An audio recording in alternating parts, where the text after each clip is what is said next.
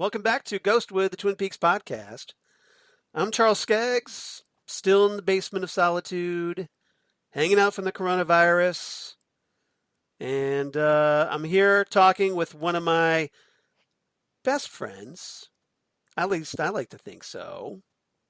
And just all I around would agree with that about you for sure. all around wonderful person who I just enjoy talking to in general because she's so damn cool.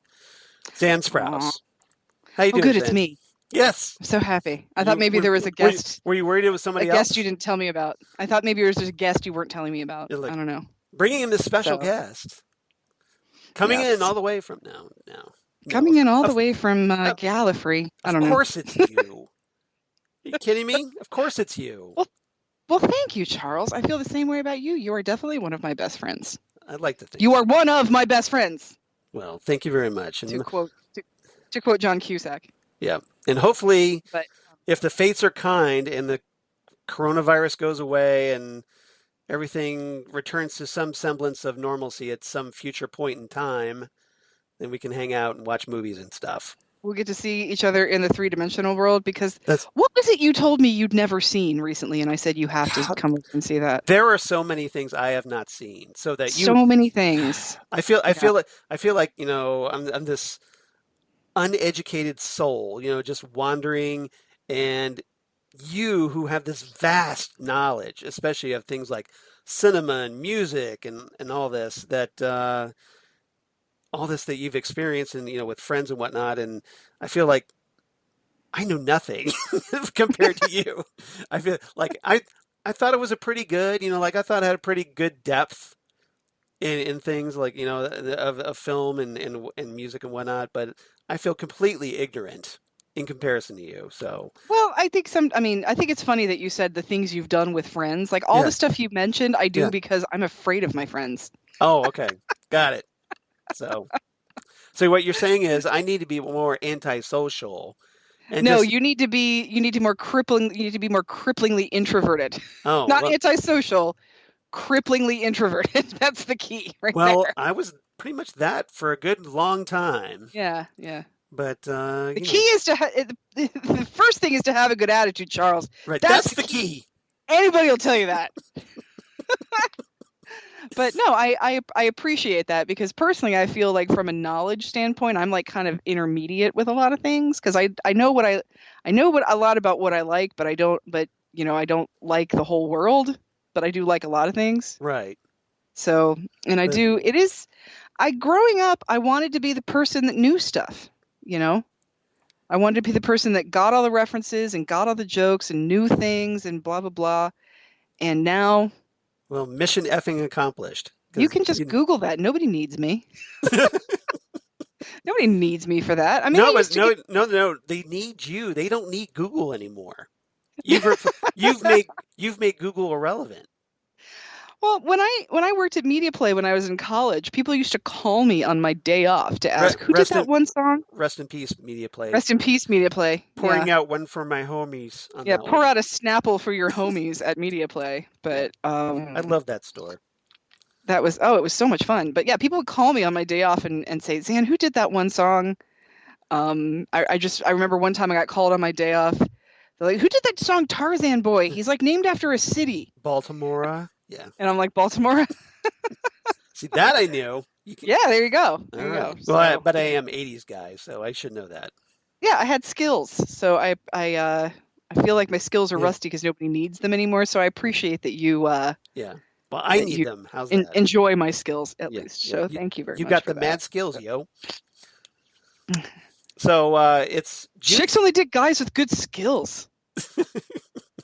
I need some skills. Like no skills. Yeah. Very, very You ever nice. take it off any sweet jumps?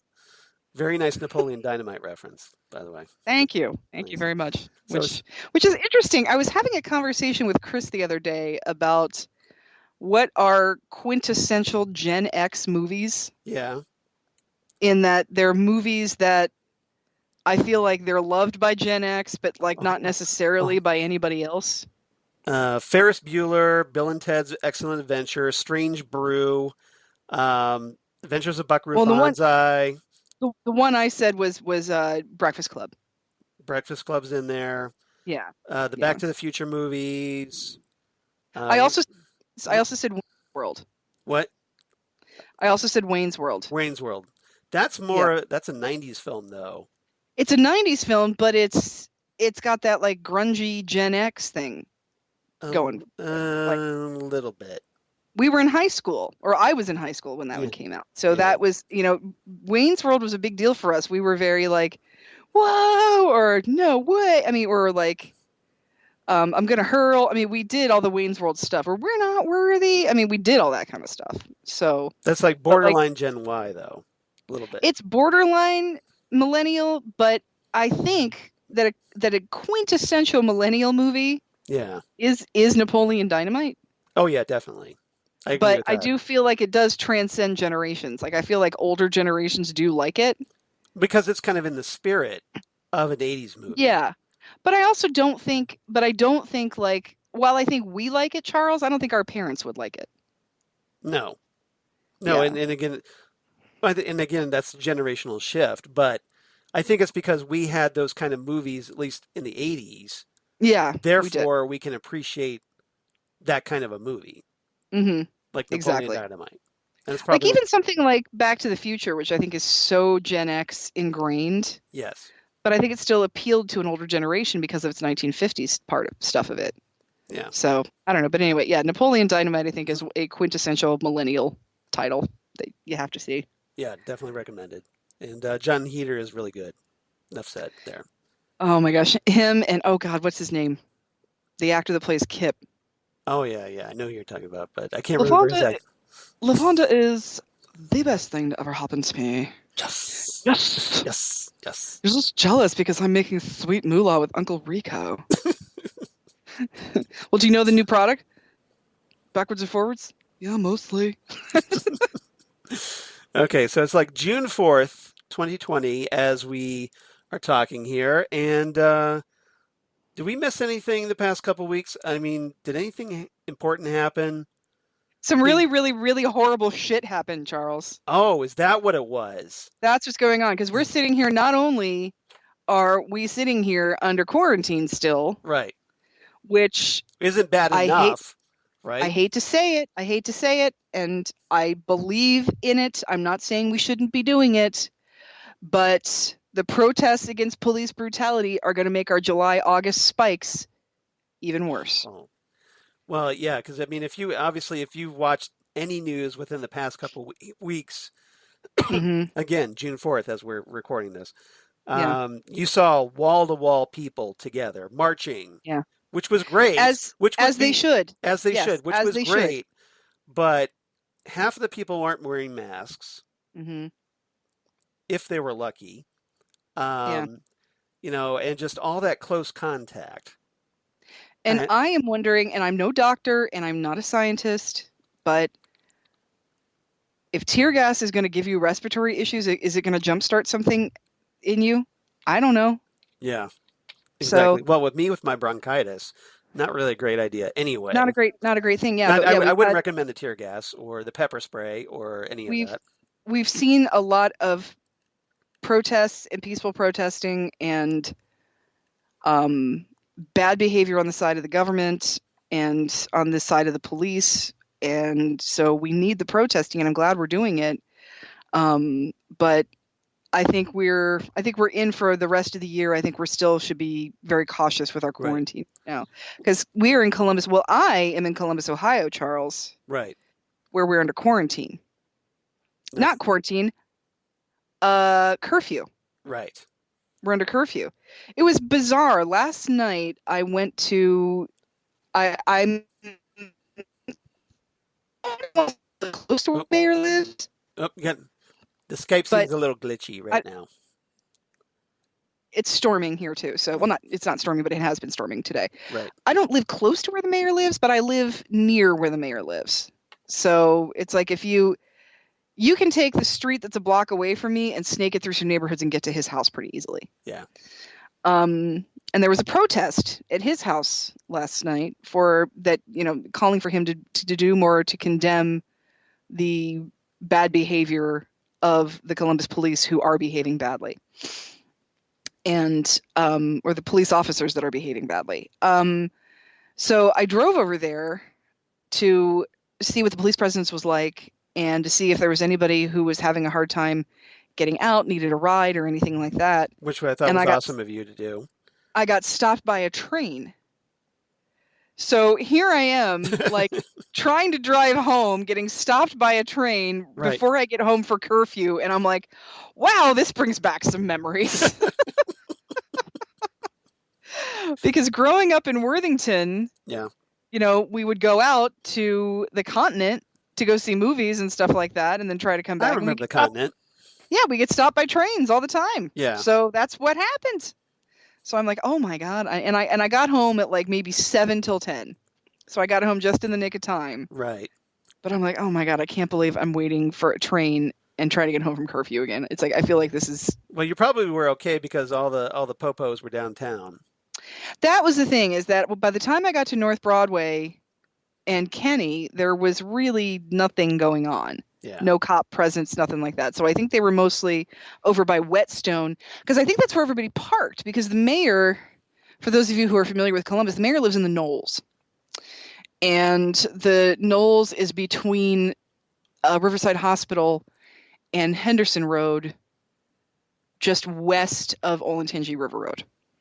Okay. And so there is a walking footbridge from the bike path that you can get to from the Parker Roses that will take you over the freeway and right into that neighborhood. Now, a lot of people, I think, parked at Whetstone because there's more parking and you didn't necessarily know if they were there for the protest or not. So they weren't in the neighborhood. They weren't in one of the schools by the neighborhood, so they parked there.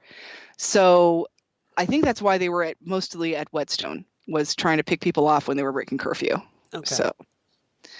So that's what happened. But yeah, there was almost nobody there, and so I tried to put on the site the page for the protest that, hey, if anybody's reading this and trying to get out, Kenny and Broadway is a pretty clear shot. But I think they had disabled comments by that point, so unfortunately I wasn't able to do it. But yeah, it was weird. It was weird. I'm like, this feels like 25 years ago, waiting on a train, hoping I get home in time for curfew. Memories. Yeah, seriously. Right. So bizarre. So Charles, you are in Hilliard, Ohio. Yes, I was out. See, I'm kind of borderline Columbus, legally Hilliard. At least my mailing my mailing address is Hilliard, but it's that kind of borderline Columbus area. So we had like out here in the suburbs.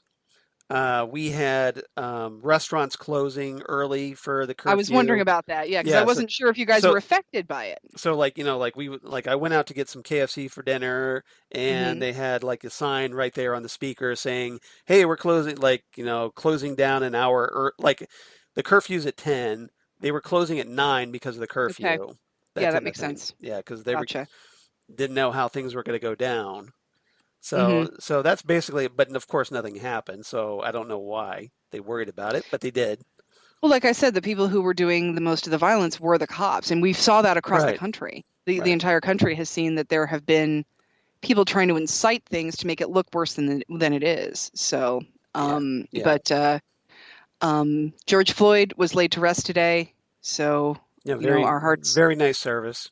Yeah, our hearts are with his family, and we are hoping that if anything useful can come from his death, is that we'll see some change in how this country tolerates bad cops.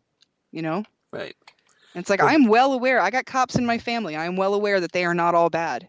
My grandfather would never have done this. My grandfather, the cop, my grandfather, they would have never done anything like that. Right. And I know we're a Twin Peaks podcast. Just real quick. I know we're a Twin Peaks podcast, but this is bigger than Twin Peaks. This is bigger than Twin Peaks. This is bigger than Twin Peaks, but indulge us for a little bit, everybody, because as we talk about this, but we're not going to spend the entire podcast talking about it. Don't worry. No, because this episode's good, Charles. It is very good. This is a good one. Although I do have a Black Lives Matter related Twin Peaks type Okay, what connection you got? here. So to kind of segue us a little bit. So apparently, I don't know if you're aware of this or not. You probably are because you're always like your finger on the pulse. Um, I figure anything with a pulse. but Bob's Burgers reference, everybody. exactly. So a lot of people, if you follow that David Lynch theater account on the YouTubes, On the YouTubes, yep. you know that David Lynch has started back up doing his daily weather reports once again. Yes, he has. And recently, this past week, um, actually, really like the past 2 days Hmm. specifically, um, David Lynch promotes Black Lives Matter Thank you, David Lynch. during his daily weather report. So, Fantastic. so, um, so yeah, he started doing these weather reports back up. He used to do them a long time ago, and then he started them back up this past May. Hmm. But on Tuesday, so we're talking June 2nd here, in his weather report, it featured just an empty chair and silence. Good for him. Nothing there because that was the Blackout Tuesday. Blackout Hash, Tuesday. Yep. and in support of that. So he did that, not promoting himself. Good for him.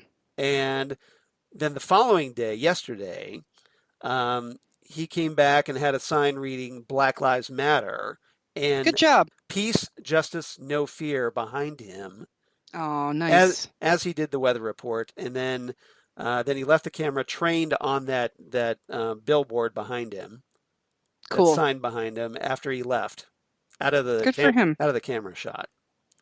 Good for you, David Lynch. So there's David Lynch, giving the cause its due. Giving the So what for. exactly, telling it Good like job. it is, like it sounds. Makes me proud to be a David Lynch fan, frankly. Exactly. So it's very You cool. know? Here he is. What at 74 he is now, if I'm not mistaken, Hmm. something He like that. gets it. Yeah, he gets it. So Hmm. hopefully you get it as well. And if not, I hope so. why not?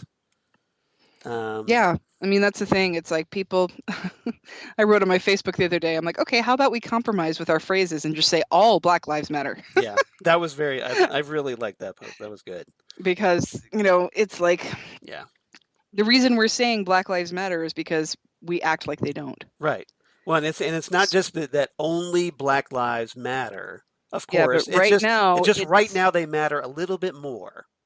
right now, no, it's not even that they matter a little bit more. It's that right now they're in danger. Right. And we act like they don't. Too many people act like they don't. Too many people, will say, and another thing that I said was that they don't matter. They treat them like they don't matter.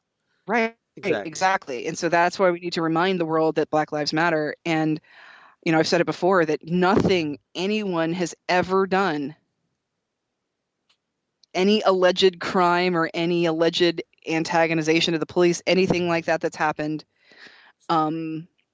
is a death penalty offense that Yep. people have been murdered for. It is a death penalty offense, though? Torture. Mm-hmm. And I think choking someone on the street in public is torture. And that qualifies, yes, I would say so. I would think say so, so. too. I would say so. But But I would like to say one more thing about this, okay. about why I'm happy about the second-degree murder charge. Okay. That was upgraded from third degree. Upgraded from third degree, which is good. Right. In the state of Minnesota, in order to get a conviction of a third-degree murder charge or first-degree murder charge, right, you have to prove premeditation. And if you can't prove premeditation, you can't find someone guilty of first-degree murder. So if we charge Derek Chauvin with first-degree murder and we can't prove premeditation, yes, he walks. And we have double jeopardy in this country. Right, where you can't be tried twice for the same crime. He never goes back to trial. Yeah. So this is a good thing. Yeah. Because you can prove the intent, because he sat there ignoring him saying, I can't breathe. You're going to, and other people saying you're going to kill him. But I don't think you can prove that 3 weeks before, he's like, you know what? gonna find that guy I used to work with. Yeah. And when he commits a petty crime, I'm gonna be there. And me and these other guys, we're gonna figure out how to. No, you can't prove the premeditation. So, as much as it would be nice to have him go down for first-degree murder, if It's I not were going on to that happen. jury, if I were on that jury, I would have to find him not guilty of first-degree murder because he's not guilty of first-degree murder. Well, the sad thing is it's going to be even difficult just to prove the second degree. Well, And I hope not. I hope not because we all saw it. yeah, You know. I'm just worried that personally, I'm worried that even with video evidence, I mean, it's pretty clear cut. Any sane person probably would have charged him within 10 minutes. Yeah. After watching that video. And I consider racist people to not be sane. Thank you very much. It should be a slam dunk. Instead I of think so. of taking 9 entire days just to get upgraded from third degree to second degree. At least we got it. At least it's there. But this is the thing. I mean, people can make a change in this country. People can raise their voices and demand change, and we can do it. But my fear is, it's not going to be like the jury will be the jury because they'll want to side with the cops, and then all hell will break loose all over again. I hope not. I mean, I hope it's here it is. I hope I'm wrong. And if it happens, I hope we remember his name forever and we make his life a living hell. Like, he can't get hired. He can't get, right. I mean, because he doesn't deserve to be, he deserves to be treated about as well as he treats everybody else. Right. I mean, yeah. And we don't need to go into obviously all the things that the cops have done because that's been all over the news for the past 2 weeks. If you haven't seen it, you're intentionally not paying attention. Yeah. So there's no point in us talking or you're about on a respirator, in which case, right. I hope you get better soon. Yeah. So everybody, stay at, keep checking your temperatures, and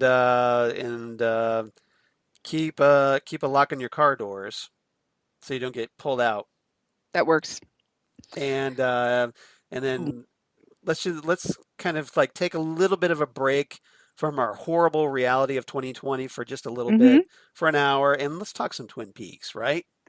Let's get some sandwiches in this hospital room. Exactly. So here at episode... Are we doing that this week? Are we doing that this week, or is that next week? The sandwiches? The sandwiches in the hospital room. Is that this week or not? Well, this week's there's a hospital room. All right. So I will say, Charles, I do one thing that has been adding a nice little bit of levity to my day. Have you seen those posts where it's Twin Peaks, but everybody's David Duchovny? No, I have not. Oh my God! You need to post. You'll need to share some of those on the. See if you can go to Google or something and do Twin Peaks, but everyone is David Duchovny. Okay, we'll check those out. Amazing. Somebody's basically just photoshopped David Duchovny's face on other characters. That's funny. And like everyone is David Duchovny. It's so freaking funny. That's funny. So what you see, like David Duchovny as Laura Palmer, as Dale Cooper, that kind of thing. As Laura, as Doppelganger Cooper, as both Chantal and Hutch. I mean, like it's just it's awesome. Yeah. So. All right. Thank you, whoever is doing that Photoshop work, because I really. Yeah, we could use that, a little bit more of that right now. Yeah, I really appreciate it. Exactly. All right. So here at episode 76, we're talking No Knock, No Doorbell. The Twin Peaks: The Return, Part 16. Part 16. Yep. So here we are, home stretch, everybody. And that aired on August 27th, 2017, written, of course, by Mark Frost and David Lynch, directed by David Lynch. You know that deal. As it should be. As it should be. And this is another big one, obviously, because, hey, we're getting really close to the end. So a lot of these loose threads that we thought would never come together are coming together. Mm-hmm. And this one's big for a number of reasons. We get to see the final fate of Richard Horne. Hooray. And there was much rejoicing. Hooray. Yay! And we get, we finally get the return of a certain Federal Bureau of Investigation Special Agent Dale Bartholomew Cooper. There's room for more than one beautiful man at the Federal Bureau of Investigation. So finally restored to his former self. So the Cooper progress meter hits on 100% at long last. He's had his 100 cups of coffee, and we are Exactly. here to save the Titanic. Exactly. Very nice Futurama reference. Thank you very much. All right. We also get, oh, hey, Diane talking about the night that Dale Cooper's doppelganger visited her. It's not good. It's horrible. It's not a good story. It's, I mean, horrible in an uncomfortable way, but still damn good television. Damn good television, but oh my God, poor Diane. Yeah. And now I know why she drinks where she drinks. Exactly. And then, oh, hey, she turns out to be a tulpa. At the tulpa. Tulpa Diane. Nice. So, yeah. Hitting the Barry Manilow. All the kids are into these days. All the kids love the Barry Manilow. Yeah. all the Manilows. All the Fanilows. The Fanilows, exactly. The Fanilows, yeah. So, hey, Audrey. Remember Audrey? She has another dance in this one. She has another dance. And Isn't this music dreamy, Charles? It's so dreamy. So, but unfortunately she has a rather rude awakening, quite literally. Oh, I see what you did there. Thank you. You like that? What you did there. You like I that? did. I do like that. Yes. All right. If you guys have not seen Rude Awakening, I highly, highly recommend it. I don't know where the hell it is, but I think you should watch it because it's fantastic. Yeah. Yeah. So a lot going on in this one. Lots to talk about. Sheriff, we got a lot to talk about. Sheriff, we got a lot to talk about. All right. So let's do it. So without any further ado or don't, everybody, if you're playing the home game with us as we do our Twin Peaks commentaries once again, we are at the 1 minute 33 second mark, the black screen of blackness, and now it's dark. So we are doing that, and so that's where we got to pause. So if everybody's ready, we will do this in 3, 2, 1, doink. Doink. Synchronized videos. Now it's dark. Now this is like the Black Lives Matter of Twin Peaks. Funny how things travel on. Every time I see this, I hear David Bowie's "I'm Deranged." It goes through my head. Every time I see something like this, it's like I hear that slow down Muddy Magnolias song. Yeah, no, that's true. But I guess I'm just yeah, the David Lynch version. Yeah, right. I'm so the headlights on a road is a very lost highway for me. So I hear David Bowie's "I'm Deranged." Nice, which is amazing. So I would say Smashing Pumpkins' "I" would also apply to this. Okay, yeah, I can see that. That kind of Yep. I was talking to Red Room Podcast and Blue Rose Magazine's Scott Ryan the other day. Shout out. And he was talking about, so what music are you listening to keep you sane during this? And I'm like, I'm kind of not, because I don't want the negative association. I understand that. And he's like, I've been listening to the Lost Highway soundtrack. I'm like, that would just make me sadder, because all it's going to do is remind me that I have to live in a world with no David Bowie. So true. That's a difficult prospect right there. So we are driving Richard out to the sticks. Yep. So Mr. C is there with his kid, Richard. So it's kind of a father-son bonding moment in a weird way. In a Doppelganger Cooper sort of a way. Or the David Lynch kind of way. Yeah. And, if you were any kind of psychopath, Richard, you would have killed him by now and fixed this for us. Pretty much. But I think this speaks to Richard's inexperience, because you would think, you would have to try to kill Mr. C before he kills you.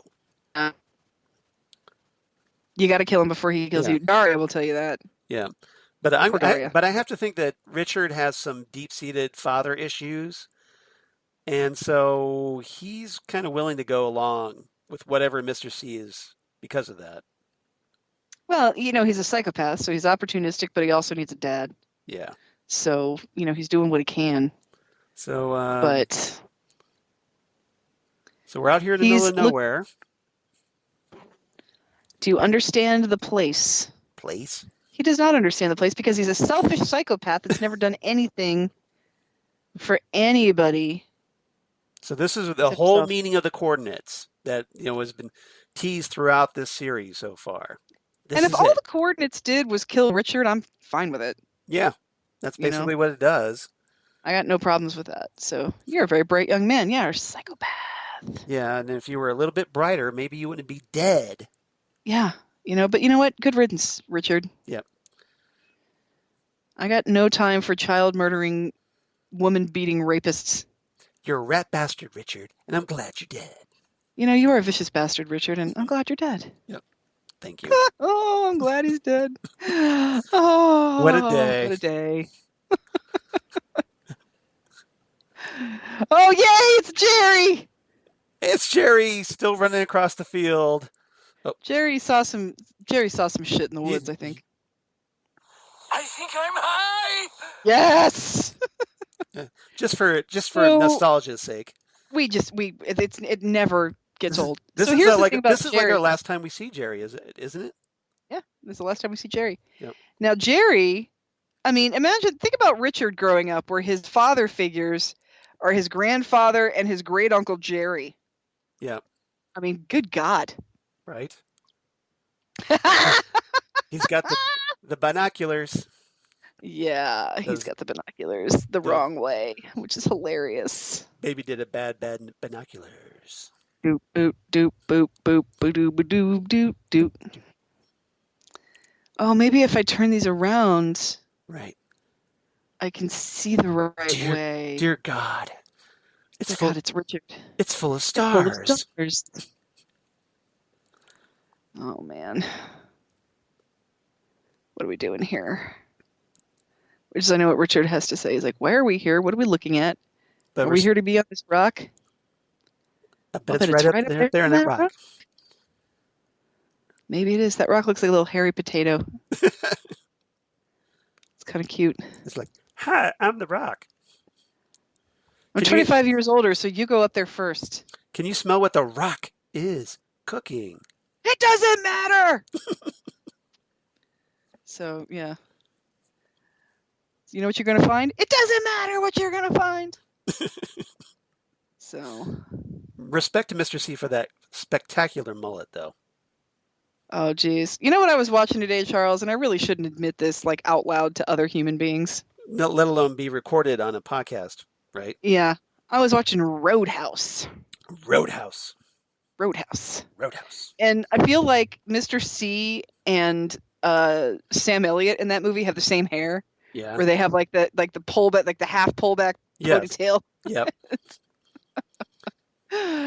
Oh my God. And I was thinking about it, if there had been any less famous actors in that movie, that would just be an obscure ass movie that we would only know because it was on riff tracks. Right. And Family Guy.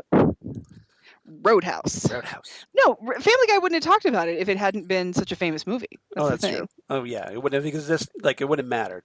Right? Yeah, exactly. So you wonder if Mr. C knows if Jerry's even there, or does he even care? I don't think he cares. Yeah, Jerry is inconsequential to this moment. Just he happens to be here. Right. And he sees his nephew, and he's like, "Yeah, I'm not going down there with that guy." Yeah, right. This can't be good. My nephew's an asshole anyway. I'm not going to do anything with it. My nephew's kind of a squirrel-killing psycho. Ominous music intensifying. Ominous. It's ominous. He's here. Oh my God! Electricity. Electricity. Yeah, keep standing there, Richard. This is like... No, you're good. You're good. Yeah. I don't know if you've ever seen The Green Mile, Charles. Yeah. But I think we've got Delacroix right here. Poof. I think that's what just happened. So Jerry just watched his nephew die. Oh. And there was so much that's what happens. Maybe he's dead. I'll go stand up there, yeah. Go away, Richard. And then here we have the famous line, "Goodbye, my son." Yep. Which confirmation. We were all wondering Yep. Is Richard a product of Doppelganger Cooper raping Audrey? And now we know. Yep. Bad binoculars! You made me see bad things! Binoculars. Yeah, like it's the binoculars' fault. I think that's funny. Well, to be fair, it is Jerry. But Yep. And I think he's high. And Mr. C's like kind of like, oh, so that happened. Okay. Yeah, he's like a he's got an old phone that apparently isn't backlit, so he has to right. go stand by the headlights of the car. Well, he's very sensitive, protective of his eyes, so he doesn't backlight. That's true. Yeah. Yeah, he's got no signal out there, so he can't send his right text. Can't send his it's gonna wait. Text out. It's waiting. Just gonna wait. Just gonna wait. Meanwhile, back in Rancho Rosa. Rancho Rosa. No, we're not in Rancho Rosa, are we? I think we are. Did we determine that Dougie does not live in Rancho Rosa because it's a nicer neighborhood? That's true. We did talk about that, but it looks a lot like Rancho Rosa. All of these McMansions all look the same. But yeah, I think Rancho Rosa is. I just like the idea of thinking that it's like one side of the development and the other side of the development. That would be nice. That would work. Yeah. But, yeah. Here's Chantal and Hutch, presumably after Wendy's. And here, no, because she's eating the Cheetos. So, or she's gonna eat Cheetos. Okay. So, Cheetos. Why do I not have Cheetos again? Right. Why am I watching this with no Cheetos? Especially since this is their last appearance as well. This is their last appearance and has my favorite line of Chantal's. Which is? Oh, wait for it. I'll wait for it. Yeah. See, I mean, as they meet their end at the hands of a Polish accountant. Yep. The thing about, look, they've got the snack pack. Yeah. I like how she just throws it on the floor. It's like, eh. Yeah. She's like, oh, maybe this bag has a few more Cheetos in it. See now. You get the vibe that they don't clean the van; they just steal a new van. Yeah, I don't necessarily think this is their van. I think it's their snack pack, but that's about it. Right. Not really worried about leaving evidence behind, apparently. So they've been told to do a job, but now the job has just gotten much more complicated because. What's this? Got some other hired goons coming in here. Hired goons? Hired goons. They're up to no good because their suits are shiny. Right. And outside of the 80s, that's not a good thing. Hutch is wondering, who's their tailor?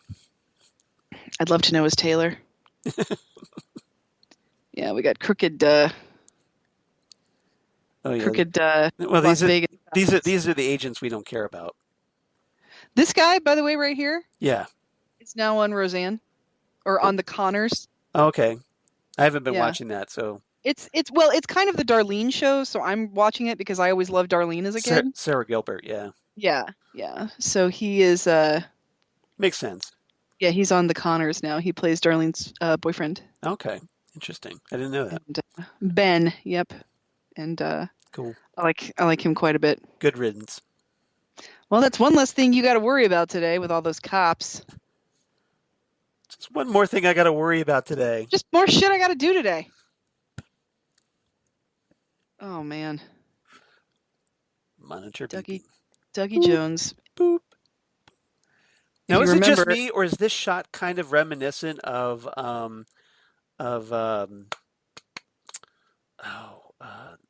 what's her name? I can't believe I'm blanking on her name. Okay. Ronette Pulaski. It is kind of reminiscent of Ronette Pulaski. Yeah. Because it is just that whole vibe. I think. I don't know. Yeah. I can't believe I blanked on her name. Go into a coma, they can stay there for years. Yeah, like Audrey, apparently. Mom, does a coma have something to do with electricity? Sometimes, honey. Well, in this case, it did. I love Bushnell Mullins. No, yeah. You let the mom talk to the kid, to have him figure it out. But well, Sunny Jim, let me tell you about electricity. Let me explain about electricity. Oh, and here come the Mission Boys. Yeah, I love that. With a get well basket. Get well soon, Dougie. What did he make sure they got $30 million? Something like that. Something like that. Yeah. So now here we finally have so- the Mitchums meeting Janie E. Yeah, these are the men who bought you your gym set Yep. And the car. and the car and Yep. yeah, every kid should have a gym set. Even we had a gym set in our orphanage.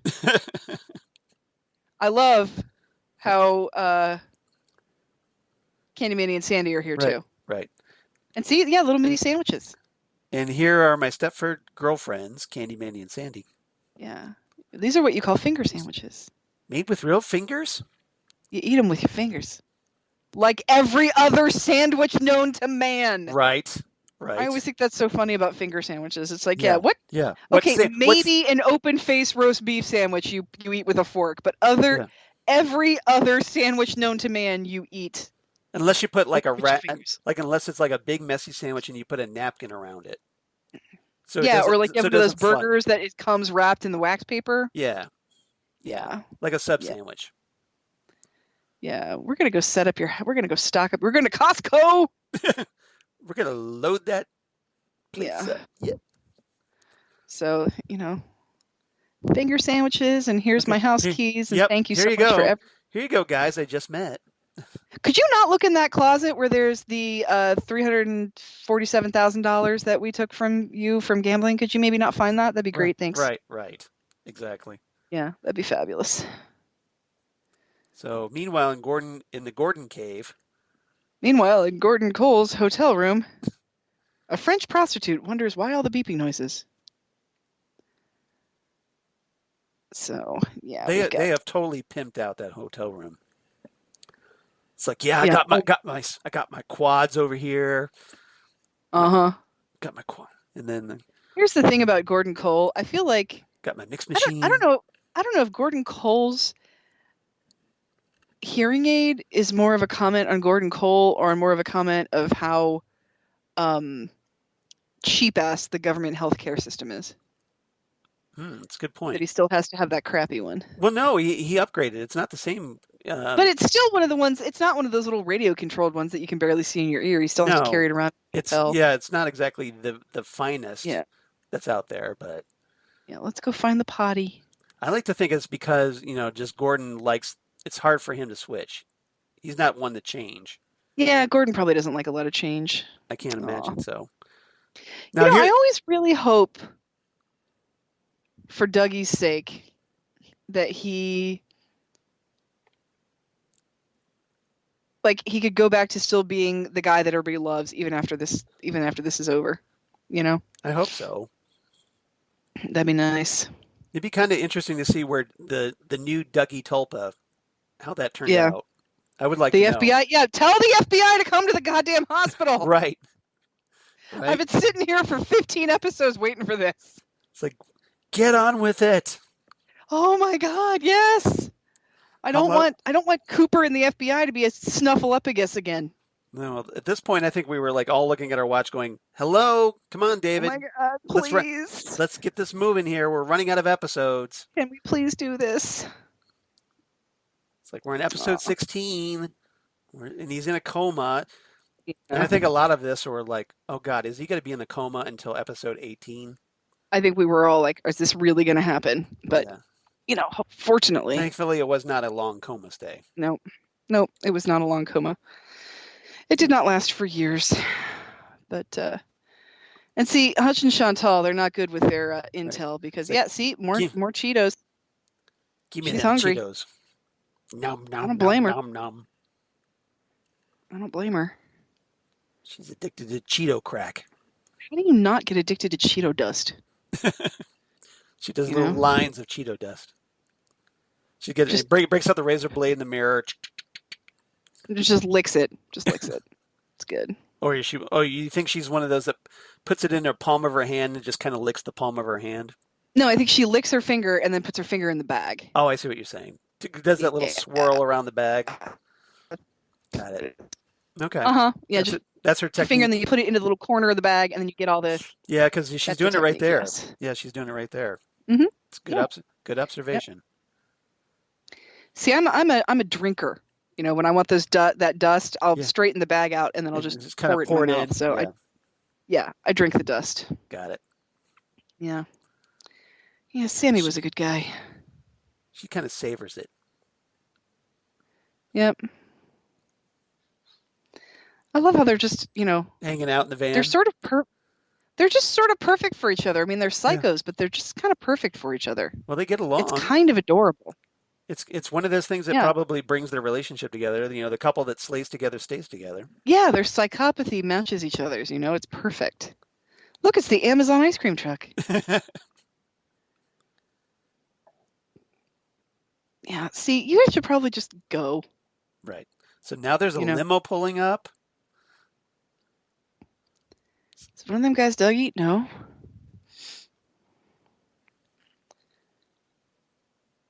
None of them is Dougie.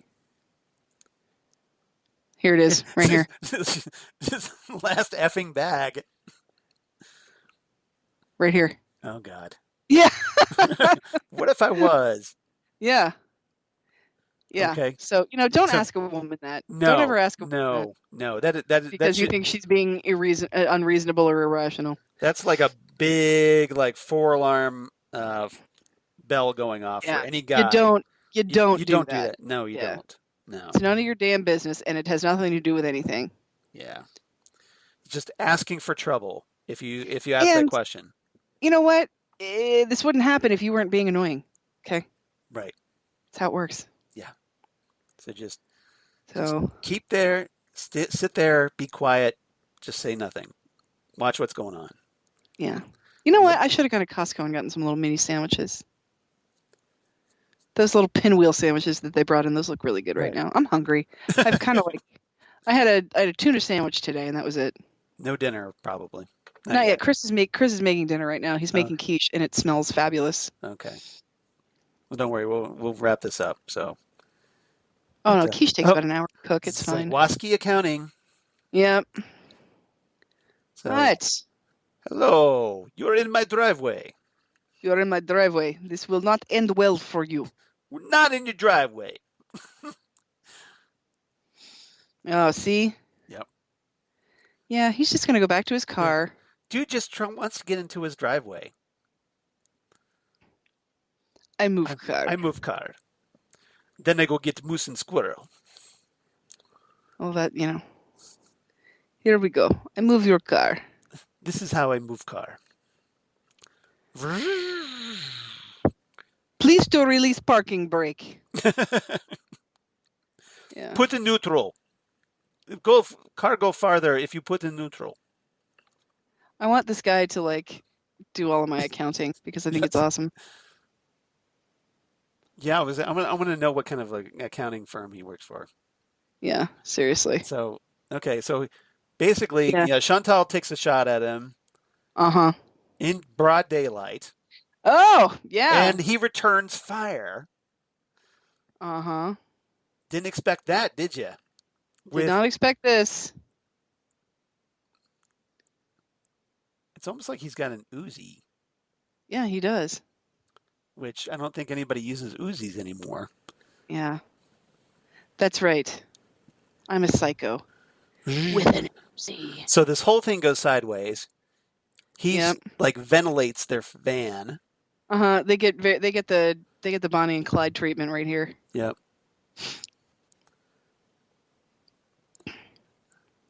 And the Mitchum brothers, they can take care of some shit too. So. Yep. Yeah. Oh, it's not an Uzi. It's something else. How hard would it have been to just move the van, you guys? Right. All this over because you wouldn't the van was maybe a couple of inches into his driveway. If you had just moved it, yep, you'd be next stop Wendy's. Yep, next stop, hell apparently. Yeah, seriously. I love this line right here. Yeah, what the F kind of neighborhood is F this? kind of neighborhood. People are under a lot of stress, Bradley. That's a great point. That's a great. It's so true too. That's a great exchange. Yeah. Bump.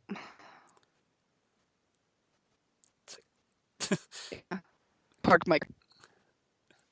And now he's got to deal with some FBI guys. We're going to need some more FBI guys. This is Agent Johnson, Special Agent Johnson.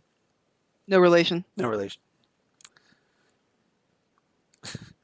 I love how the Mitchums are just kind of watching the play-by-play on this.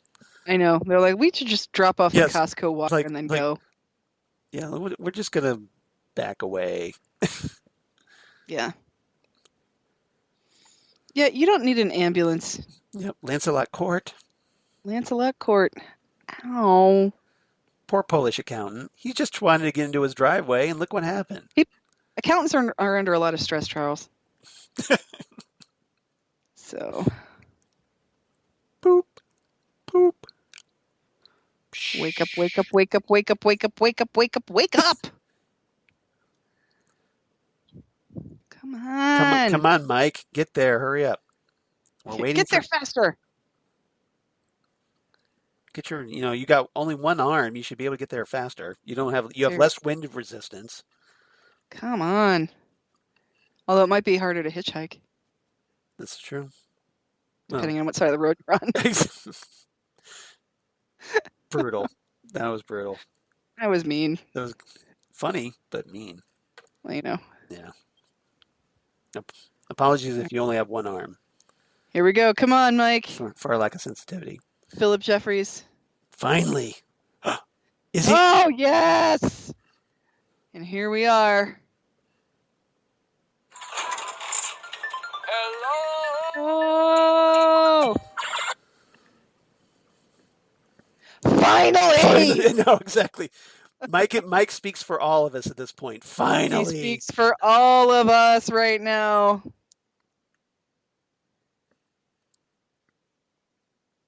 He didn't go back in. Not like he was supposed to. He's still out. So what? You gotta go get him, Coop. Either you or him have to go back. You and Freddie. Don't take the ring, Cooper. Don't take the ring. Maybe you can take it this time. I don't know. I don't know the rules. Well, I think if I'm not mistaken, the ring is turned up instead of upside down. Oh, okay. It's one of those. Do you have the seed? Where is the seed? Gotta leave it on the chair. Where we go?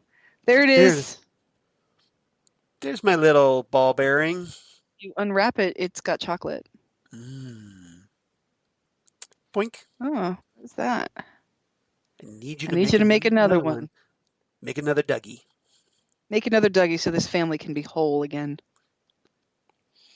Cooper just woke up from a coma, and he's already looking out for Janie E. and Sonny Jim. I think Janie E. is probably the least problematic sex he's ever had in his life. Probably. Yeah. I would say. Yeah, because considering how everybody else has turned out.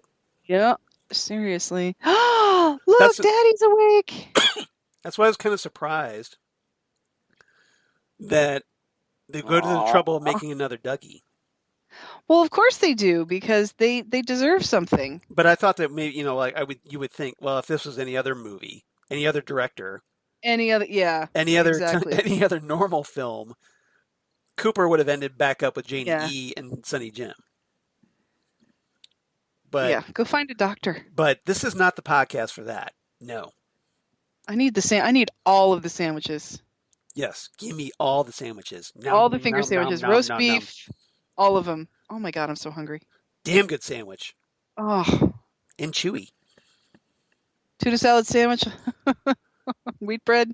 It's like, I love how he's telling the doctors, like, will you confirm my vitals? Like, give me my clothes. We've only got like 2.5 episodes left. Yeah, we gotta get moving. We gotta get moving on this. And suddenly we're off. We're off to the races after all this like drawn out Dougie for weeks on end. Yep. I'll get dressed and I'll meet you downstairs. So there's kind of a slight pacing inconsistency here. Yeah, it's just rip all your crap out of your. Yep. Just we don't have time to. No time to lose. No time for love, Dr. Jones. No time for love, Dr. Jones. Yeah, exactly. Dad's talking a lot. Yeah, and he's making sense. Yeah, what's up with that? And he's so take charge. So, how turned on do you think she is by now? If it's half as much as I am, then she's losing her mind. So how on the Xan scale is Janie E right now? If, like I said, she's probably about at least an 8. Okay. All right. Solid 8. Gotcha. A solid 8. Black suit. He Rotten. is the All right, man listen, in hold on. black. Dougie's awake. It's like, I'm not Dougie, but whatever Yeah, you need, I Dougie. love. Then he's like, okay, how about a plane? We're gassing it up right now. Road trip. Road trip. Got to tank up flying on fumes here. Statistically speaking, it's still the safest way to travel. Hope this hasn't put you off flying, Mr. Cooper. Seriously. Let's go. In the car. Everybody in the car. If he does, read him this message. Julie Yay! Julie Cruz's Falling is playing. Which, as we all know, is the Twin Peaks theme. Exactly. You're a fine man, Bushnell Mullins. I will not soon forget your kindness and decency. And the fact that you understood my game of Hangman. Oh, what about Wait the for FBI? For it. I am the FBI. Yes! Yes! Ah! Yes. All the This is yes. fantastic. Move over, I'm going to drive. He's got a hot car. Yep. Come Got on, Janie. scooch it. Yep. Scooch it over, Janie. Yep, I'm driving. Fasten your seatbelt. It's going to be a bumpy night. Yeah. Do it. Let's do it. Cooper Mobile. Oh, he's back, and he's back with a vengeance. He's back, baby. Yep. And meanwhile, Well, just a little late. too late. Yep. Wah, wah. Wah, wah, wah. Mm. That's the one. That's the one. So good. How do we get to the Silver Mustang Casino? No, I'm not going to start gambling. We got to go deal with the game. That was the other guy. Mr. Jackpots. Sonny Jim is just loving the ride back there. He's like, yeah, check it out. Do you notice there's no license plate on Dad that can car? drive really good. Yeah. Look at Janie E. She's like, Dougie, do you find me attractive? You know her hand is I find sliding you over right now. Well, yeah, you know it is. Yeah. I want all of Diane's clothes. It's very form-fitting. Yeah. Not terribly. It's cool. I mean, Well, it's got kind of an Asian design to it. Oh, what does that mean? Uh-oh, What does that mean? Finally got the text. 1632. Is that a year or something? Smiley face No, chunk. all. No, it's your top score in pole position. Yes, it's a year chunk. Yep. All right. Smiley face all. No. Oh boy, I want her purse too.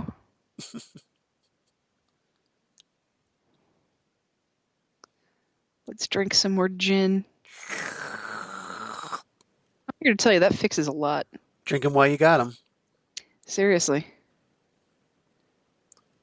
Although When we take a 5-minute break. I will Smoke point out a that cigarette. alcohol is not really good for depression. Well, Because it's a depressant. not in the long run. Not in the long run, just for the short term. Yeah. The cause and solution to She remembers. all of life's problems. So was that apparently that text a trigger? I don't know quite Like a post-hypnotic kind of thing, or? don't know. Let's see what happens. So she texts the coordinates, but he's already been to the coordinates. 0115999. All right. 6753099. There we go. Janie E, who do I turn to? Janie E's sister's got a gun.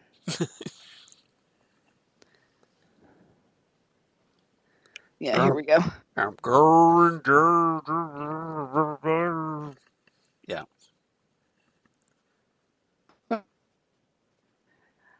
F you, Gordon. Dog's playing poker on the wall. No. Yeah. I would stay at a hotel like that in a second. I love senses of humor like that. I think it's wonderful. Right. So Do she you know knows. the So she knows author? at this point this is where she's gonna like. This is it. Do you This is think? her moment. Yeah. Um. Like she only has like maybe a limited time left, so she's gonna make the most of it. What do you think? Well, she's a tulpa, so she's doing what she can do. Right. You know, she's doing all she can do, really. Do you know Donut? the writer John Ronson? No, I don't. His family owns a hotel in England, and they hired some artists to do a family portrait of them. And then he unveiled it, and he said, "I took some artistic license." He drew them all as zombies. He painted them all as zombies. It was hilarious. That is funny. He's on This American Life every once in a while, and it's quite funny. Spidey sense, this Gordon sense is tingling. Exactly. Donut Yeah. disturb. Oh, I want to disturb the donuts. now I want donuts so bad. Why am I not eating donuts or Cheetos? What the? Or Wendy's. Oh my God. When I used to do fundraising for WSU and we had our auction, on the last night we would always have a party and it would have a party tray from Katzinger's. Oh my God. The deli. Great little sandwiches. A local Katzenberg's deli in town here in Columbus, by the way. Yeah, fantastic. For those of you wondering what she meant. Yep. Delicious, delicious deli. You have to respect her posture game right here. Oh yeah. This is Oscar award-winning Laura Dern. Thank you very much. Exactly. Right. Oh boy, here's her terrible, terrible story. Yeah. So now we finally get to find out exactly what happened after Cooper's doppelganger emerged from the Black Lodge. Yeah. I feel like it might seem from the from at first glance it might seem that Albert is asking her if she wants a drink sarcastically, but I think Albert knows that she's going to tell them something that's not good. Right. So I think Albert is actually asking her. You think it's genuine? I think it's genuine. Yeah.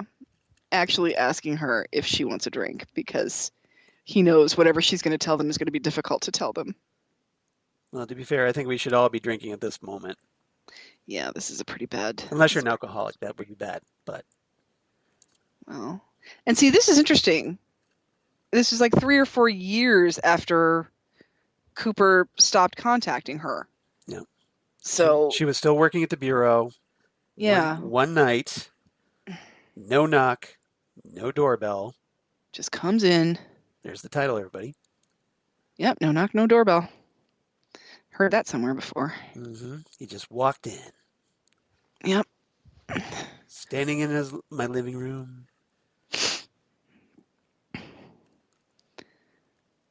And yeah, and can you imagine? So apparently the tulpa does have the real Diane's memories. Oh yeah, just like Doppelganger Cooper. Right.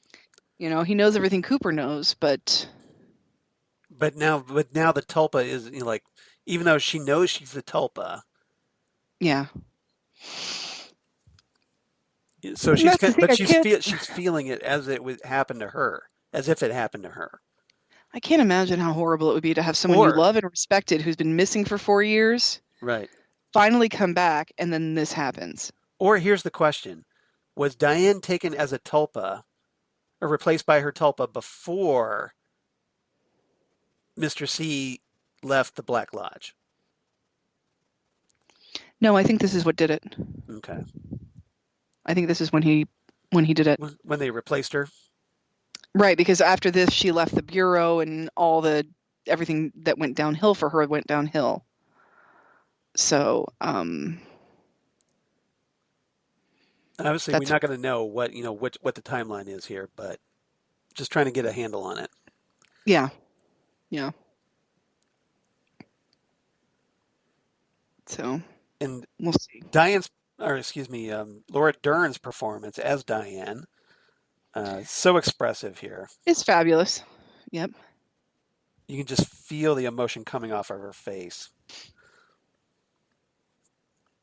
Yeah. So expressive. See, so they'd kissed before, so they'd had like a sort of a mutual admiration and attraction for each other. That is a serious And as soon as he kissed me, that's a serious nail polish choice there. Yeah, I love the nail polish. Yeah, as soon as he kissed me, something went wrong, And she felt and I afraid. felt afraid. Yeah. Ooh. Yeah, this is. Yeah, we might have to like just clean off after this. Yeah, this scene will give you the feeling that you need to take a shower. Yeah. I think. Yeah, those are like little dragony seahorses on her sweater, aren't there? Something like that. So, yeah, and I'm thinking about how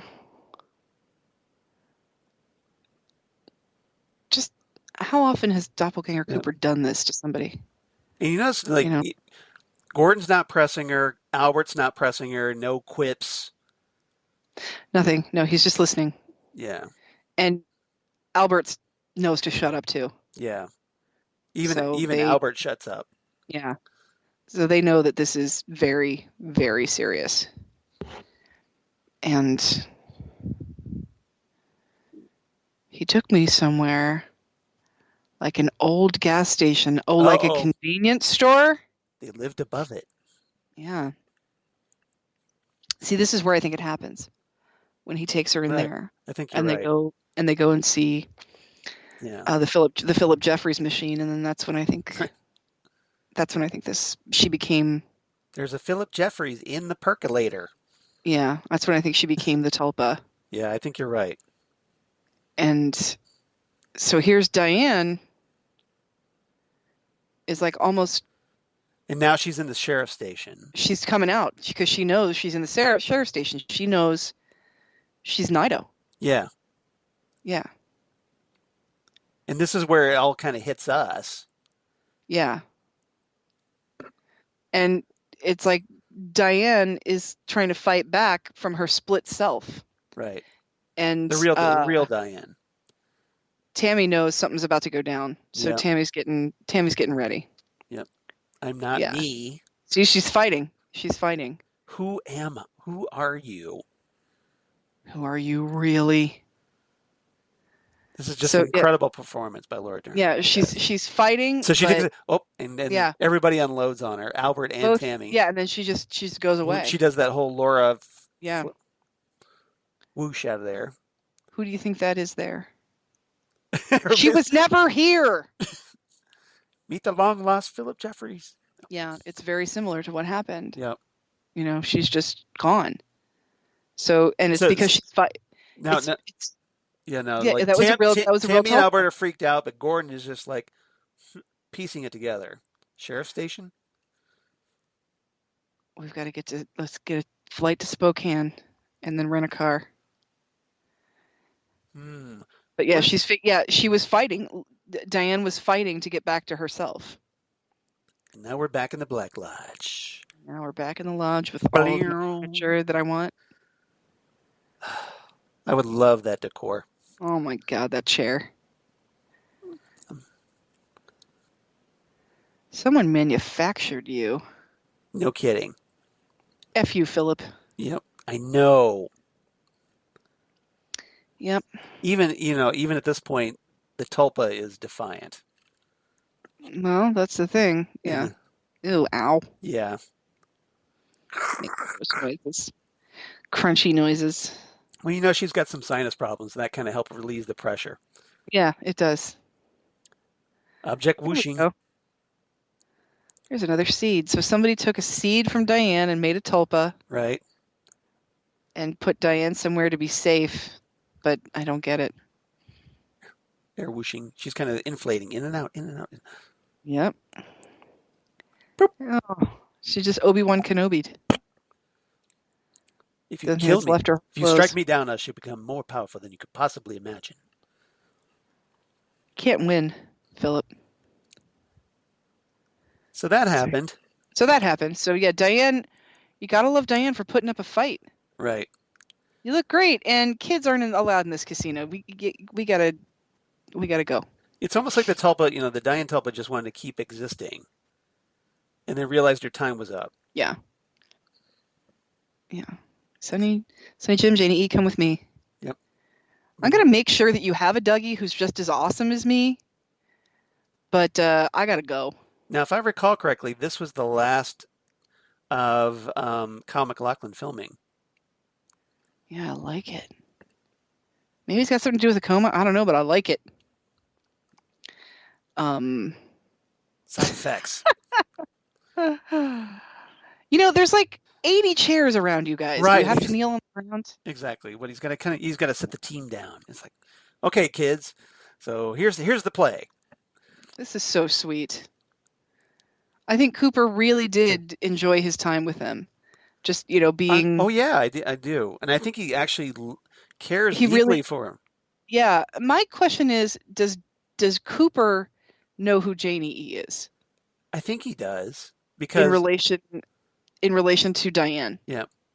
Well, he says this, he just said, we're a family. We are a family. Yeah, we're a family. And I think he just... No. And she says, you're not Dougie? This is fun. Yeah, Sonny Jim, this is really weird. Yeah, this is pretty unfair to Sonny Jim at this point. Yeah. It's like, he said, you're my dad. I'm your dad, Sonny Jim. I promise. But I think he really does genuinely... I love you both. I think he does genuinely love them. I think this is what he's always hoped he could have, but it's always gone so wrong for him. Well, and he got to have a taste of it, and now he realizes, well, hey, I got to go, take Laura Palmer out of the timeline. So I got to be me, but I'm going to walk through that red door, and I'll be home for good. And like I said, I hope that the new Dougie is just as good for them as you'd like to think that they got their happy ending. That he stays friends with the at least for Sonny Jim's sake. He stays friends with the Mitchum brothers, and they do whatever they can do. So now these two look really good together on screen. They do. I have to go, but I'm going to come back. I've got to go to work. He's out there right now. I gotta go to work. I gotta go to work. Work. Batman! Go with a smile. And we could do the whole bat dance riff. Oh, seriously. Yeah. Coop dance. Yeah, right? And now I'm reminded that I have to live in a world without Prince, too. Right. Sorry. That just sucks. They're not dead as long as you remember them. No, that's true. And he said he's coming back, and he's going to come back. And even if he doesn't, you have a second home at this casino, my friend. Right.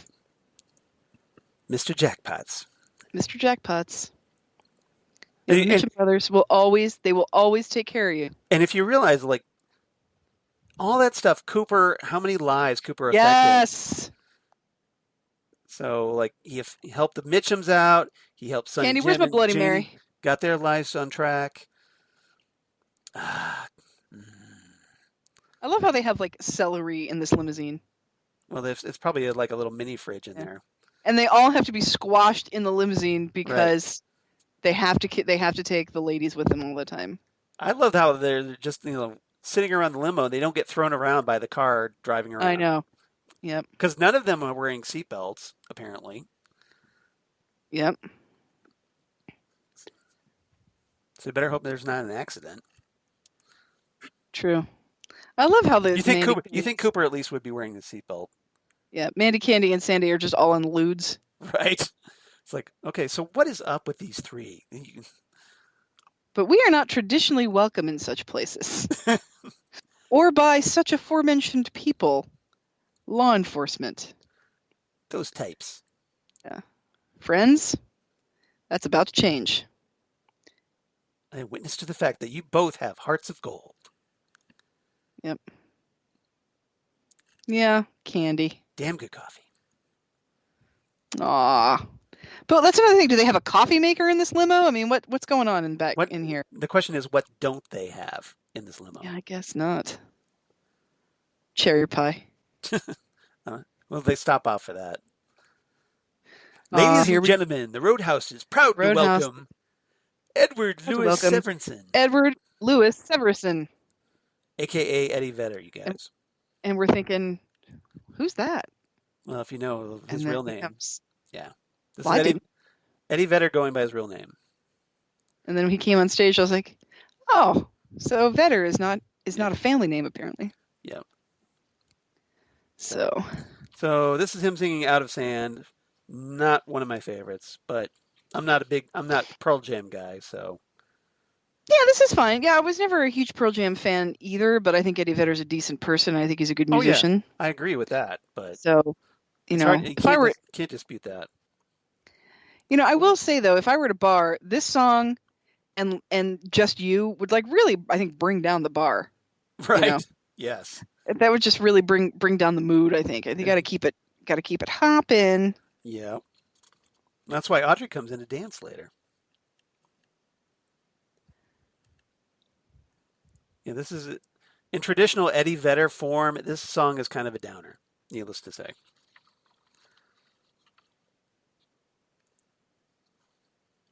He's not exactly known for rocking out much.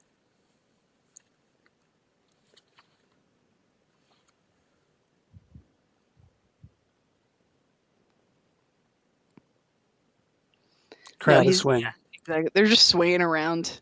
Yeah. Hopefully they're not still stepping on Ruby. Poor Ruby just sitting there on the floor. Right. Can you imagine if she was still there? Like, I'm still on the floor. Come get me. Can somebody come pick me up off the floor and let me at least get to a bar stool? I've fallen and I can't get up. Yeah, right.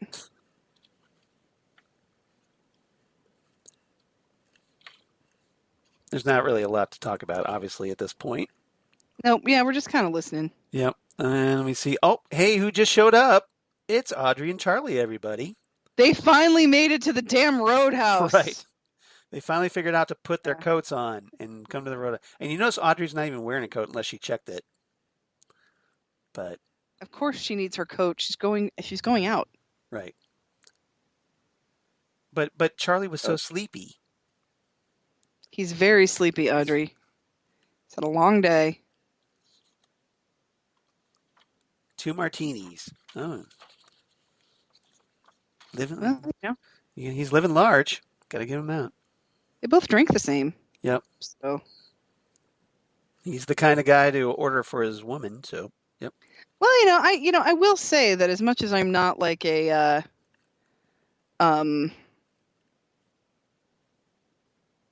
I don't agree with Damone. Right. That you should find out what she likes and order for the both of you. It's a classy move. It's like, yeah, she's an adult. Let her order for herself. But I do think there is something charming about a man who knows what his woman's drink is. Right. Like if you know. It shows that he knows her, is what you're saying. Yeah, that's what I'm saying. Yeah, it shows that he knows what she likes and what she's, right. So there's what she's going for, that kind of thing. There's an argument to be made for that. Yeah, I think it's a classy move. So okay, they're finally at the roadhouse. Finally at the roadhouse, but of course we know Billy's not there because Billy's just drooling in jail. Apparently, but he's annoying Chad, so that's good. That's totally fine by me. I'm cool with that. We just Chad, don't want to look at him. Yeah, pretty much. Yeah. Chad. Here's to Billy. Here's to us, Audrey. Here's to Billy. Here's to Billy. Clink. Clink. Yeah. Ladies and gentlemen, the roadhouse is Audrey's dance. Oh, my absolute favorite piece of music from this. Yeah. So. Absolutely. Going all the way back to what, episode 3 of season 1, or was it 2? Mm-hmm. I can't remember. Is it 2 or 3? Where we got to see Audrey dancing in the double R. I think it was diner. the second one. I think it's episode 2. Okay. Yeah. But I could be wrong. Yeah. But anyway, this is a kind of where Lynch is going full circle here a little bit with the original show. Yeah, this is like the greatest. I was so happy to see this. And a lot of us old school fans were like, yes. We were kind of losing our collective minds. Yeah, especially where she's swaying and. Yep. She's doing the dance. Yeah. You can't. There's no doubt about it. She's doing the dance. It's awesome. Oh, by the way, as she's doing the dance here, um, oh, I'm sorry. I'm thinking of something else. Never mind. Never mind. All right. I'm thinking of something. I'm jumping ahead a little bit in my brain. Are you jumping ahead? Yeah, Okay. I don't want to do that. I don't want to spoil it. All right. Don't give spoilers. Yeah, not yet. I know, because for something that we've already watched. Yes, I know. Mm-hmm. Yeah, you don't want to do that. Yeah. But this is a much more involved dance than what she did in the double R. It's a much more involved dance because she's got a little bit more room and she's a little bit older now. And Right. But it's nice that Lynch gave her a moment. yeah. Oh my gosh. I love this piece of music so much. And I love this woman so much.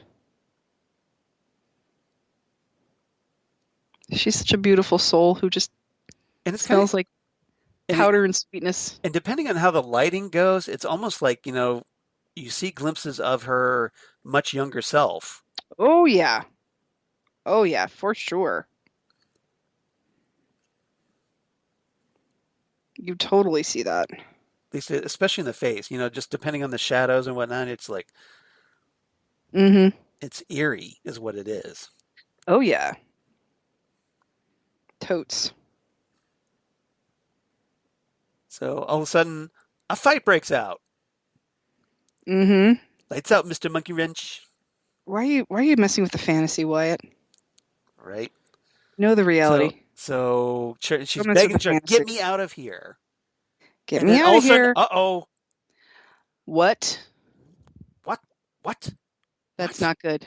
And we're not like in a David Tennant. What? Yeah, that is not good. And so Audrey's dance resumes. Yeah.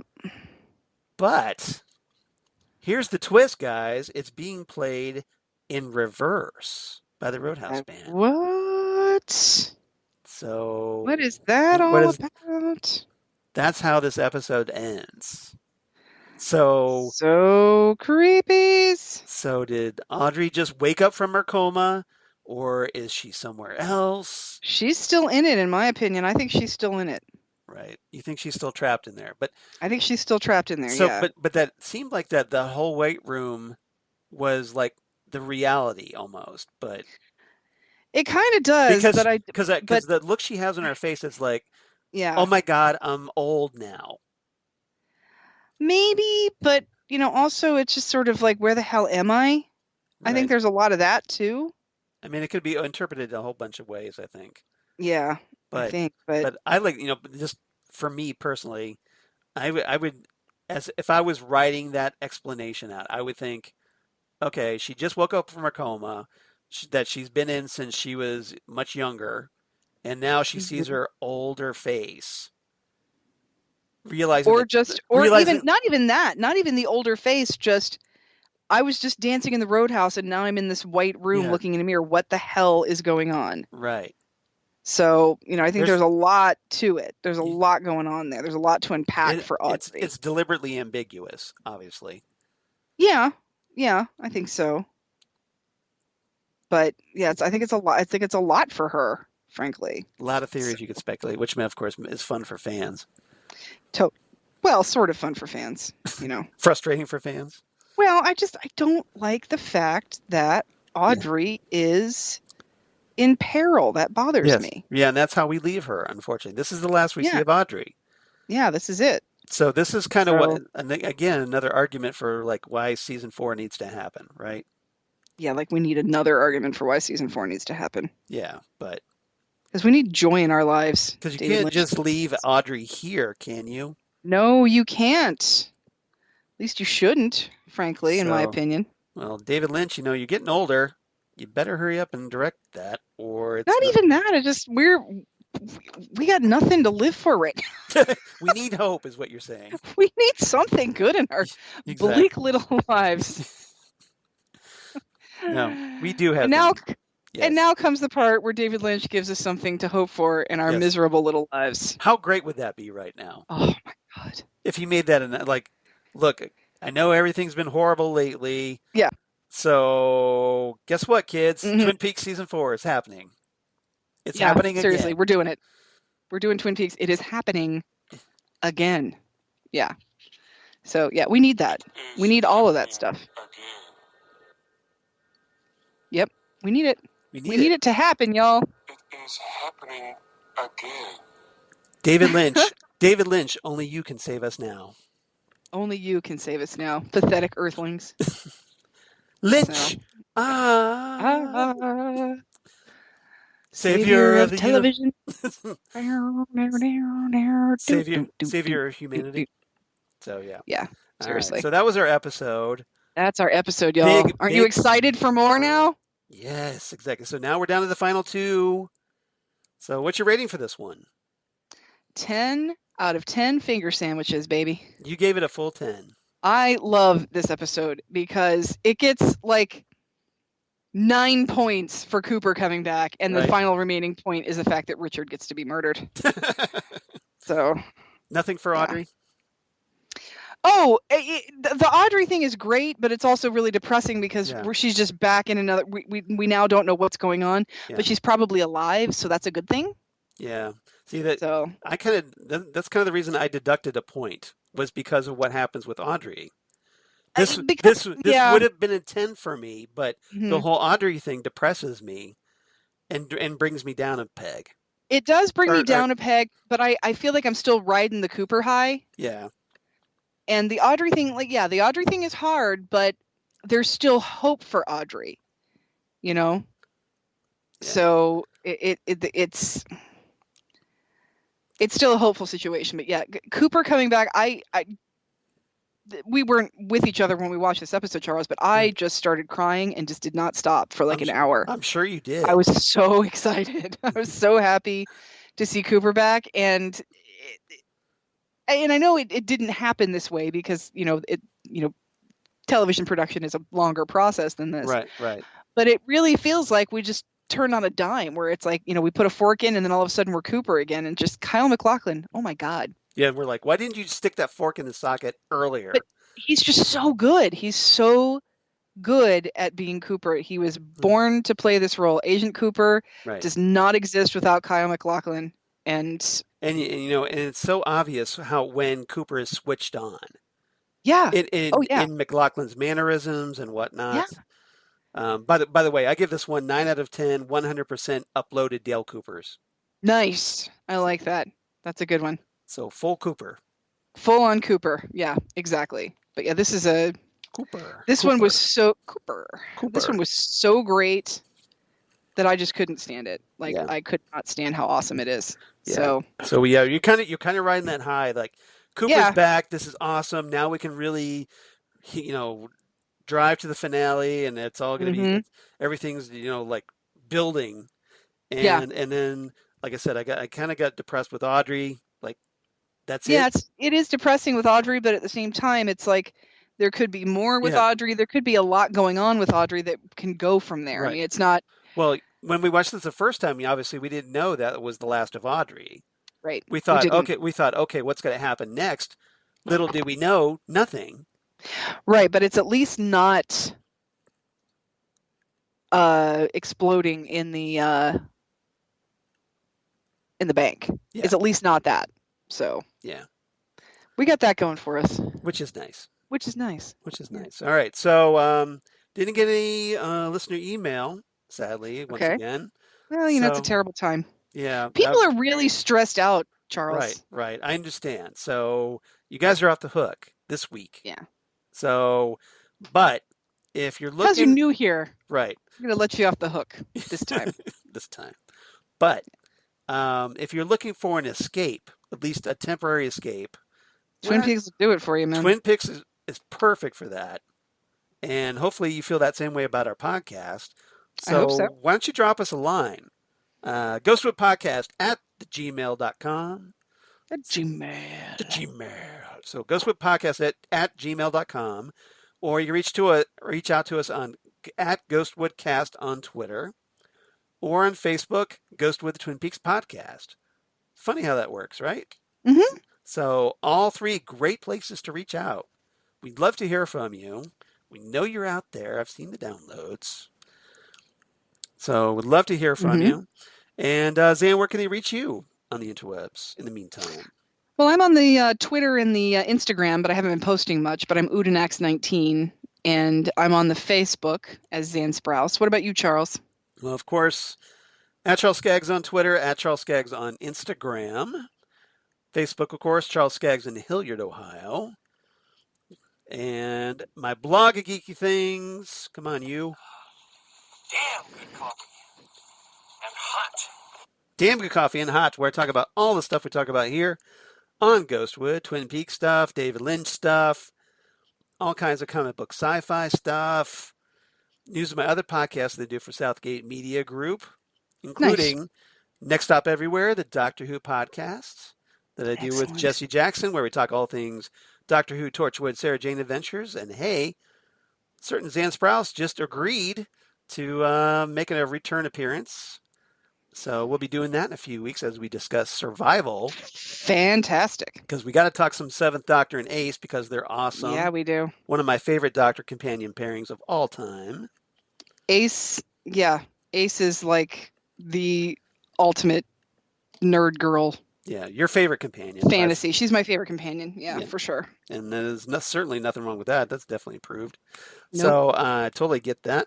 Otherwise, the Phantom Zone podcast they do with Jesse Jackson as well, as well as Next Stop Everywhere. Right now we're reviewing Stargirl that's currently airing on DC Universe streaming service and being shown on the CW, which has been pretty fun and little show.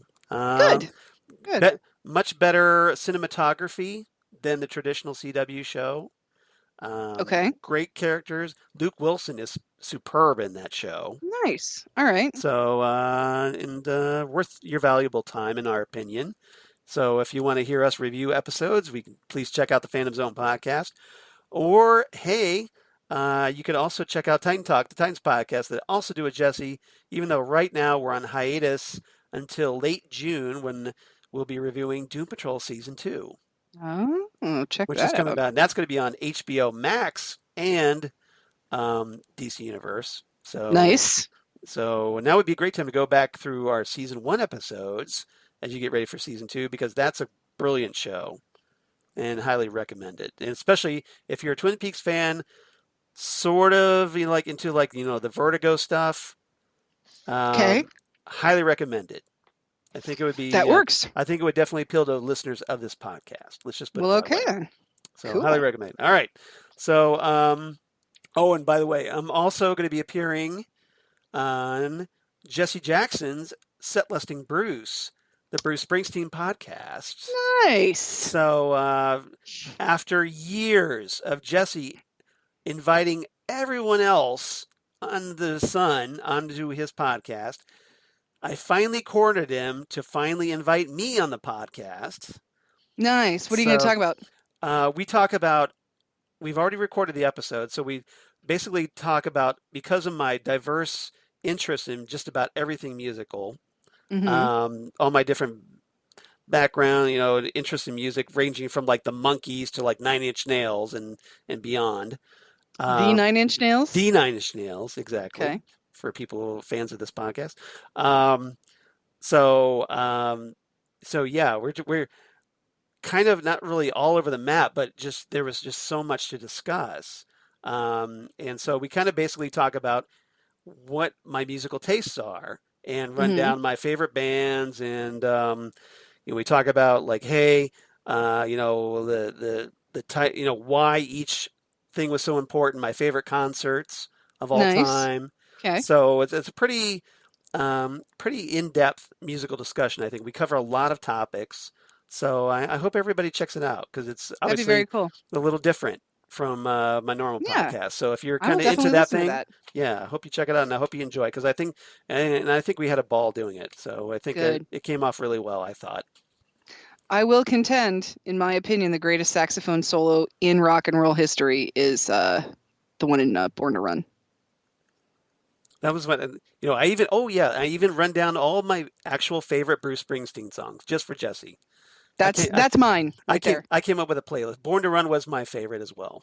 So, yeah, that was favorite, and it's a good one. Yep. So highly recommended. So yeah, probably Jesse would definitely appreciate you Cool. checking it out as well.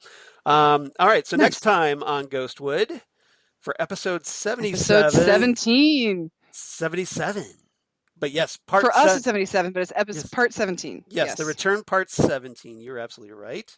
The past dictates the future, It's the future. which is a great title, by the way. It's so freaking true. And here's where things get really interesting. As if they weren't already interesting, they get even more interesting as the real Diane returns. And Freddie McRubberfist has his moment. Exactly. So we get the final showdown with Bob. Yeah, we do. Yeah, we do. So you ever wonder about, old Bob the bowling ball? What was going on with him? Yeah, I think you're going to need some sort of magical glove to punch out a bowling ball. You need a magical rubber fist, McRubber You fist. You do. Saying, hey, Freddie just happens to have that. So he just happens to be in jail already. Exactly. So you got to come right there. So you got to come back for that, right? You got to come back for that. This is going to be big, and I think we're going to have a lot of fun talking about this episode. Xan, any final thoughts before we sign off? Black Lives Matter. Black Lives Matter. Exactly. Yep. So, and they don't matter more or less. But we need to stop acting like they don't. Exactly. They need to start mattering just like everybody else's. Yeah. We need to stop acting like they don't. All right. So everybody, please stay safe. Yes. And wash your hands. Wash your hands. Like I said, look out for the cops. No one's eating anything until Laura washes her hands. Exactly. Yes. So listen to the words of Leland Palmer. Yeah. I don't usually say that, but I'm going to say it now. Yes. Yes. Cleanliness expert, Leland Palmer. Yeah. So everybody, please, thank you so much for listening to us, and please come on back next time. Ghostwood 77, the past dictates the future. It's going to be a lot of fun, kids. Come on back, and we'll see you next time right here on Ghostwood, the Twin Peaks podcast. Goodbye, everybody.